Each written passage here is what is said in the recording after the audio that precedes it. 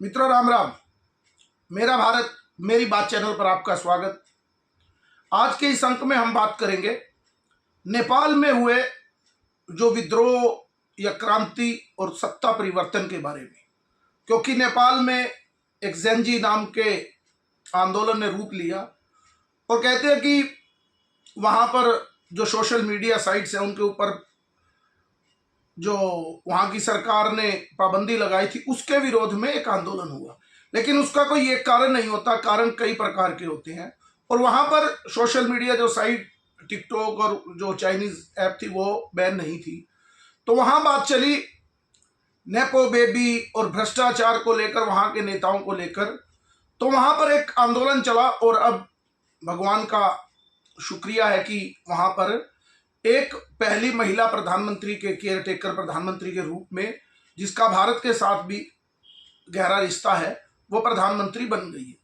लेकिन मुख्यतः बात इस आंदोलन को लेकर, जैसे ही, क्योंकि साउथ एशिया में जैसे ही भारत के इर्द गिर्द कोई आंदोलन हो या इस तरह की घटना घटती है तो जो लोग मोदी को नहीं हरा सकते, विपक्ष के नेता, वो इसका आनंद लेते हैं और कहते हैं कि ऐसा भारत में भी हो। आपने सुना ही होगा, सभी जितने भी विपक्ष के नेता हैं, चाहे वो श्रीलंका में आंदोलन हुआ था और चाहे बांग्लादेश में हुआ और उसके बाद अब नेपाल में, तो वो ये नहीं सोचते कि हर आंदोलन का रूप अलग है। क्या भारत में ऐसा होना चाहिए? पहली बात, क्योंकि टीवी मीडिया में भी चलता रहता है। अब बांग्लादेश का जो वो था आंदोलन, सरकार का तख्ता पलट था, उसकी रूपरेखा पूरी तरह अलग थी। वहां तो हिंदुओं का नरसंहार हो रहा था और जिस मुजबिर रहमान ने बांग्लादेश को बनाया उसकी मूर्ति के ऊपर भी मूत्र विसर्जन किया जा रहा था। तो इस प्रकार का आंदोलन क्या भारत में विपक्ष के नेता चाहते हैं? लेकिन सभी टीवी पर या सोशल मीडिया पर यही रहता है कि भारत स्थिर है और भारत में ऐसा आंदोलन नहीं होता। ये लोग भी, मुझे लगता है कि सबकी हमारी धीमी हो गई है याददाश्त, या आंच धीमी है हमारी याद की। ऐसा आंदोलन की शुरुआत तो, बल्कि किसी कोई चर्चा नहीं कर रहा मीडिया पर, मैं आज आपसे चर्चा करता हूं कि ऐसा आंदोलन तो एक भारत में भी हो चुका है। याद कीजिए, आज से 12-13 वर्ष पहले 2012-13 में अन्ना का एक आंदोलन, जिसमें बाबा रामदेव, श्री श्री रविशंकर और बहुत सी आध्यात्मिक शक्तियां और समाज का हर वर्ग, जिसमें केजरीवाल भी था, और वो इतना बड़ा आंदोलन हुआ था इस देश में। मुझे ध्यान है कि हर गरीब आदमी भी उसमें सम्मिलित था।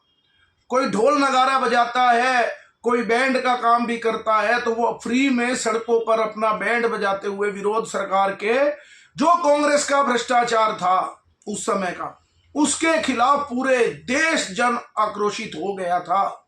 यह आंदोलन सबसे पहले मैं कहता हूं कि भारत में हो चुका है और उसने इतनी बड़ी सत्ता परिवर्तन की कि कांग्रेस केवल 44 सीटों पर की पार्टी रह गई।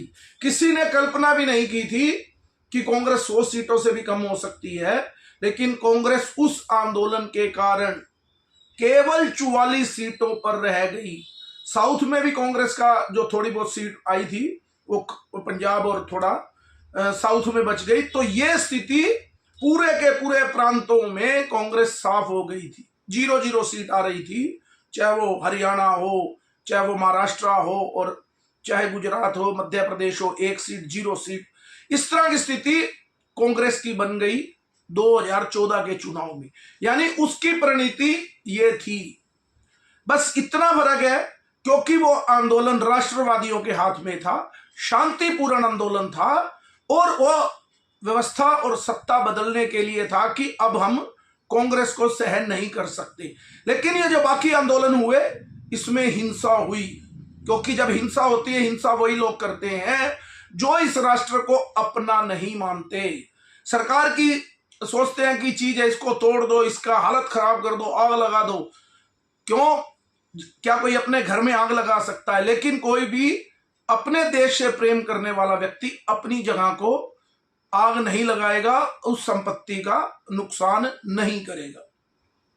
अब नेपाल में भी जो ज़ेनजी का आंदोलन हुआ, उन्होंने कहा कि हमने केवल पहले दिन प्रोटेस्ट किया, लेकिन ये आगजनी और ये इधर उधर लूटपाट करना, उसमें हमारा कोई रोल नहीं था। लेकिन कहते हैं कि कोई भी घटना घटती है उससे कुछ लोग तो फायदा उठाते ही हैं। जैसे कि देश का आंदोलन चल रहा था, बड़े बड़े स्वतंत्रता सेनानी ने अपने प्राण दिए। सुभाष बाबू की किस तरह मौत हुई आज तक नहीं पता, भगत सिंह, चंद्रशेखर और पता नहीं कितने शहीदों ने शहीद किया, लेकिन एक नेहरू खानदान उसमें से फायदा उठा गया। जैसे अन्ना आंदोलन में से भी केजरीवाल अपनी एक चुपचाप से अंदर खेल करके अपनी एक पार्टी बनाकर, और जिस भ्रष्टाचार के खिलाफ अन्ना लड़ रहे थे, वो भ्रष्टाचार का इस देश में केजरीवाल अपने आप को राजा कहलाने में भी फेमस हो गया। वो खुद और उसके सारे जितने भी लोग थे अधिकतर जेल की सैर करके आए हुए हैं। क्यों? जब समुद्र मंथन भी हुआ, अमृत निकला, तो उस अमृत के टुकड़े में भी राहु केतु कुछ ना कुछ फायदा उठाकर अपना भला कर गए। ऐसा होता ही आंदोलनों में भी। लेकिन जो ये लोग बात करते हैं कि भारत में हुआ आंदोलन, लेकिन अब बात करूंगा मैं दूसरे ढंग की, क्योंकि ये तो आंदोलन की बात थी। लेकिन अब विपक्ष के नेता इस आंदोलन को कहते हैं कि युवा बाहर निकले और हिंसक आंदोलन करे। किसके खिलाफ? नरेंद्र मोदी के खिलाफ। क्योंकि ये नरेंद्र मोदी को तो चैलेंज कर नहीं सकते, इतने झूठे प्रोपोगेंडा चलाकर और इतना लगातार वो करके झूठ बेच कर भी ये नरेंद्र मोदी को उसकी सत्ता से नहीं हटा पाए। तो ये सोचते हैं कि नेपाल में जो हुआ वैसा होना चाहिए, जो बांग्लादेश में हुआ ऐसा होना चाहिए। बांग्लादेश में तो स्पष्ट था कि हिंदुओं को मारा गया, और नेपाल में जो हुआ वो कह रहे थे, एक कांग्रेस के नेता ट्वीट कर रहे थे कि वहां के वित्त मंत्री की पत्नी को जैसे मारा गया, यहां की वित्त मंत्री तो साड़ी पहनती है। हैरानी की बात है, लेकिन उन लोगों को मैं तो समझता हूं कांग्रेस और विपक्ष के नेताओं की बुद्धि या उनके सलाहकार कुछ ऐसे हैं, उनको समझ ही नहीं आई। वहां पर आंदोलन भ्रष्टाचार और नेपो बेबी, यानी कि जो नेपाल में ये जो सत्ता में बैठे हैं वो भ्रष्टाचार करते हैं और उनके बच्चे विदेशों में पढ़ते हैं, बड़ी बड़ी गाड़ियां रखते हैं, बिना काम धंधे के वो लोग मौज कर रहे हैं अपनी अय्याशी के साथ। उसके खिलाफ उन युवाओं का आंदोलन था। तो अब अगर यही भारत में हो गया तो इनको सोचना चाहिए कि अगर ये गुस्सा पब्लिक का उतरा, क्योंकि वहां विपक्ष के लोगों को भी मारा गया और सत्ता, क्योंकि नेपाली कांग्रेस और वामपंथी वहां दोनों एक हुए, जैसे भारत में भी आजकल वामपंथी विचार और कांग्रेस विचार एक है, तो नेपाल में भी ये माओवादियों का विचार था और उन्हीं के खिलाफ गुस्सा उतरा है लोगों का, यानी उस विचार के खिलाफ। तो भारत में भी अगर नेपाल जैसा हो जाए तो ध्यान करिए कि ये नेपो बेबी कौन कौन है। शेख अब्दुल्ला, फारूक अब्दुल्ला और उसका बेटा उमर अब्दुल्ला।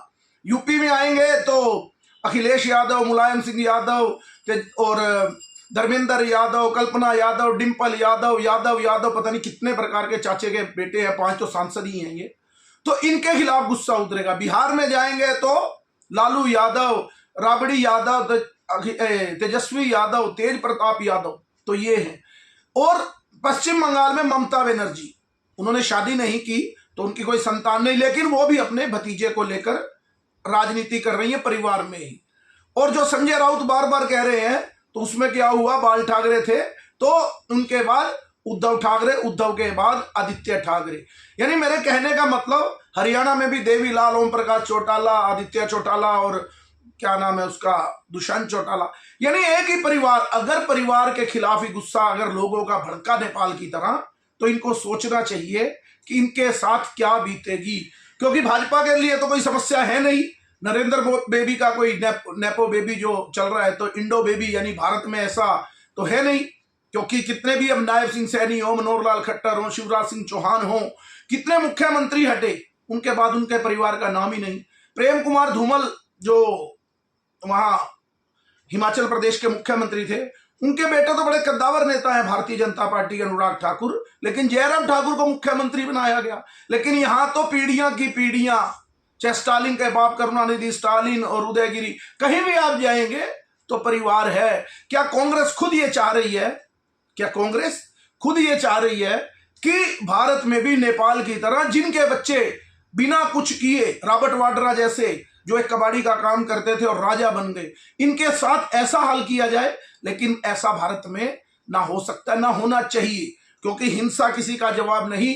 हिंसा से केवल देश का ही नुकसान होता है। लेकिन ये लोग देश का ही नुकसान करना चाहते हैं, लेकिन ये समझ नहीं पा रहे कि उस नुकसान में सबसे पहले आग आपके घर में ही लगेगी। जो लोग खुद शीशे के घरों में रहते हैं, वो दूसरे के घरों पर पत्थर नहीं फेंकते। और इन राजनीतिक पार्टी परिवारों का एक इतिहास और भी रहा है, ये अपने ही संतान को देते हैं। अगर ये सत्ता बाप के बाद 2 बेटे या 3 बेटे हैं तो उनमें बढ़ते समय झगड़ा असंभव भावी है, झगड़ा होता ही होता है। अब फारूक अब्दुल्ला का बेटा एक ही था तो कोई दिक्कत नहीं आई, लेकिन आप बिहार में देखिए, अब तेजस्वी यादव के खिलाफ उसका दूसरा बेटा तेज प्रताप यादव एंटी है। आपने यहां देखा होगा मुलायम सिंह के बाद मुलायम सिंह अपने भाई को शिवपाल यादव को चाहते थे, लेकिन उसने अखिलेश यादव ने अपने बाप को ही, क्योंकि शाहजहां की औलाद है ये उस तरह से, तो जैसे औरंगजेब ने शाहजहां को मारा तो उसी तरह अखिलेश यादव ने भी अपने बाप को धक्का मारा, अपने सबने देखा, और अपने चाचा को साइड लाइन पे लगा दिया। यहां पर हरियाणा में देखा होगा दुष्यंत चौटाला और अभय चौटाला के झगड़े के बारे में आप पता ही होगा।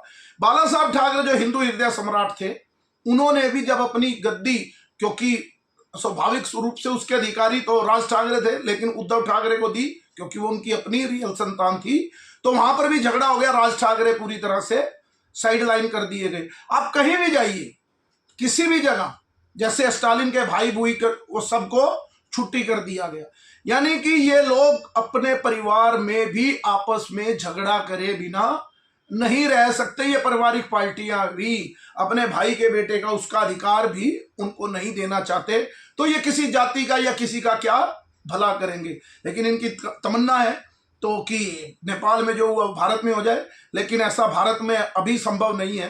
राष्ट्रवादी सरकार है, लेकिन प्लानिंग बहुत है यहाँ, क्योंकि आपने देखा होगा जो सीए आंदोलन हुआ या कथित किसान आंदोलन हुआ, तो उसमें भी लोगों को बरगलाकर किस तरह देश तोड़ने का काम या देश के ऊपर ऐसी हरकतें करने का काम किया गया। लेकिन यहां पर भारत पर वो सफल नहीं हुआ, तो दोबारा से उम्मीद है। लेकिन मैं कहना चाहूंगा कि भारत में ये आंदोलन सफलता से 2012-13 में पूरी तरह से हो चुका है, और भारत का नेता आज कोई भ्रष्ट नहीं है, और वो युवाओं के दिलों की धड़कन बने हुए हैं इतनी उम्र में भी। लेकिन जहां इनकी सोच है तो कोई इनके सलाहकार होंगे, देते होंगे, और ऐसी भाषा वो लिखते हैं, पर उनको ये नहीं पता कि खुद का नुकसान होगा। आज के अंक में इतना ही। मेरे इस चैनल को लाइक कीजिए, सब्सक्राइब कीजिए और ज़्यादा से ज़्यादा शेयर कीजिए। भारत माता की जय, वंदे मातरम, जय श्री राम।